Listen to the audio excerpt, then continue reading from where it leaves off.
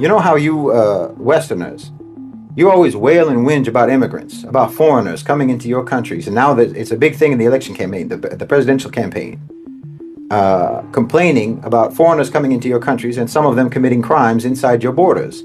So now you want to crack down on immigration, legal and illegal immigration. Okay, I understand that. We feel the same way. And there are no foreigners who come into our countries and commit crimes on a vastly larger scale than you. Your armies, your military bases, your multinational corporations, your banks. And we're tired of this invasion of aliens into our borders, disrupting our societies, stealing, cheating, vandalizing, corrupting, and raping and pillaging our resources. We're tired of that too. We know how you feel, times 10. So I think we need our own border walls, regulatory walls, walls of policy that restrict your ability to infiltrate our borders.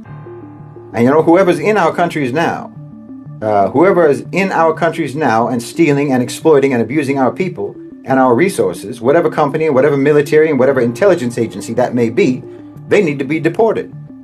Yes, you took our wealth, and then you don't want our people to come anywhere near where you took it, the place you took it to.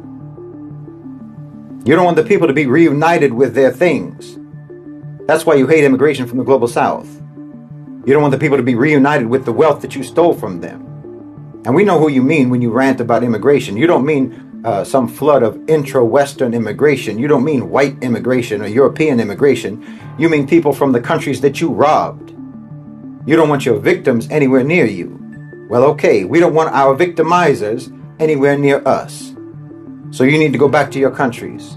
And the first illegal aliens that need to be repatriated back to where they came from are the Zionists. Oh yes, you talk about illegal immigrants coming into your country and committing crimes. Meanwhile, you have been funding and facilitating the mass migration of illegal immigrants into our land, Palestine, and literally arming and training and colluding with them in their crimes, their war crimes, their crimes against humanity for decades.